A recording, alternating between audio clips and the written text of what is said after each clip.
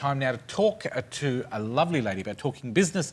Ilse Strauss, you're back. See, I noticed I didn't say it in a German voice. I noticed that. Because the crew said to me, why do you always make a German?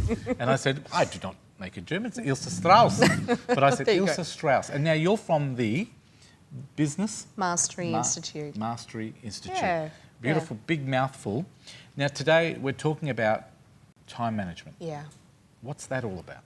Well, time management is really important for business owners and anybody in a particularly a leadership capacity, because there's so much at stake for a business. There's productivity levels, there's profitability, there's dealing with teams. So it's very important that the business owner knows how to manage their time effectively so they can get the maximum results from their business. How do you become a good time manager? Good What are the question. hints? Good question.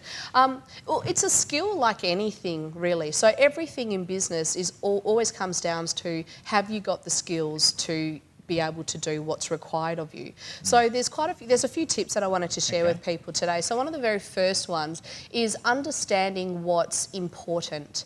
So when you know what's important to be achieved, then you know what's not important. So the little things can often go by the wayside while you put all your attention onto completing those important tasks. So if this was my business, I would have to say, okay, what are the important things we do? Yeah. What are the non-important things? What's in between? So you prioritise Absolutely. in order of importance. Absolutely, because there can only always be one priority. Yep. So a lot of people talk about priorities, but that is almost it's kind of irrelevant, because you need to have one priority that allows you to put your focus where it needs to be. So that's critical for business owners. Okay, number two? Number two is making sure you're looking at what you are perhaps firefighting on a daily basis, rather than focusing on the things that's going to move your business forward. Give me an example of firefighting. Anything that is about damage control. So an email that might come in that you think is that is important, that you think is just about something that is maybe causing problems, causing frictions, and always having to be in damage control mode. So business owners can often fall into that space where everything becomes a firefighting experience. Oh, so understanding what you're firefighting, meaning don't make everything a firefighting Exactly, situation. exactly, Okay. yeah. All right. So then the third one is outsourcing. Outsource. This is an important one, because so many people are frightened of outsourcing, thinking you're going to lose staff, you're going to lose work, you're going to lose what you're good at doing, you're going to give away parts of your business. Yeah. But it's not always that easy to look at, is it? That's right. It's not. So part and parcel of this is recognising what you as a business leader does well.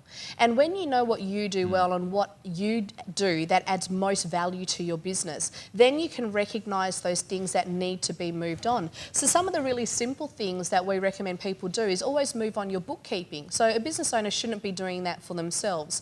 Online as well, going onto the internet, there's a lot of support services like Elance or one called odesk.com as well, and they provide a lot of virtual assistants where people can get graphic design done, transcripts done. So that's another example of outsourcing. Can I give you an example of when I had to outsource, when I was working for a government department, and we ran a distribution centre, and part of that involved a courier service. Now, our courier would cost us, with overheads, maybe $100,000 a year, plus a car worth $100,000 a year with insurance, registration, petrol fees.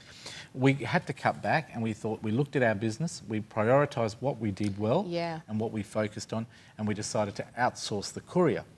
The man that was involved with that, we retained him as part of an administrative role. Yeah. So we didn't get rid of the people. And always people think, oh, you're going to get rid of people. You don't always get rid of people, you get rid of expenses. That's it. And in the long term, it saved us a lot of money. Yeah. So and that's just one of my experiences. And you would have got a really good valued member of the team as well by bringing them into your team. Yeah. Because it's all about driving your business forward to get the results you want, get the outcome you want, and doing it in the most efficient way possible. And often people think that, oh no, if we do it ourselves, it will get the best result. Well, it's kind of not, because you can't do everything yourself. Some things are not best done by yourself. Exactly. While you're doing that, you're taking your finger off the pulse and you're letting other things slide. Yeah. Next one?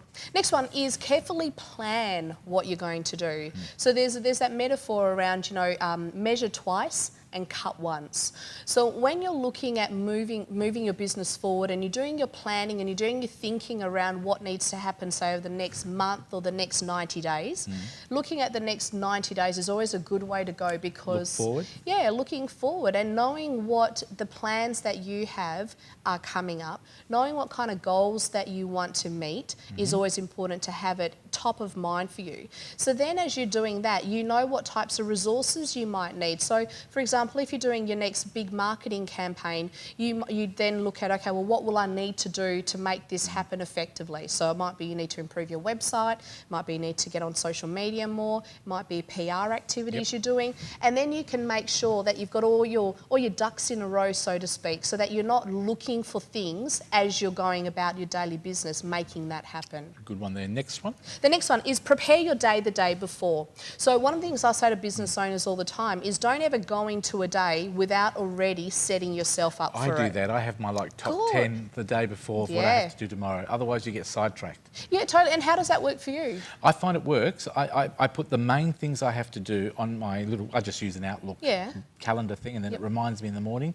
I've got 10 jobs to do, and as I print that sheet out and I cross them off, but I've already listed them in priority. Beautiful. And then I cross them off individually, and sometimes they're left over and I carry them over to the next day. That is great. And have you found, like, on days where you may have missed doing it or forgotten to do it, that you wake up and you're perhaps not as focused or energised? Yes, but I also feel on the days when I do achieve most of the things on that sheet, I feel like I've achieved, even though it might only be 10 very simple jobs. I feel like that's off my mind. Yes, yeah. I don't know, that's just, it works for me. And that's quite common what you're saying, because often when you don't know what your set outcome is for the day, for example, people can often walk away from the office or from their business and go, well, what did I do today? Exactly. So having that established, you know what you're moving towards, you know what the outcome is that you want, and it actually does serve to really energise you as you're going through the day. I agree with you. I agree. That one definitely I use. And is there another one?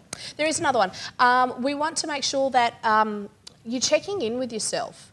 So we were talking just before about making sure that you plan ahead and prepare yourself the day before.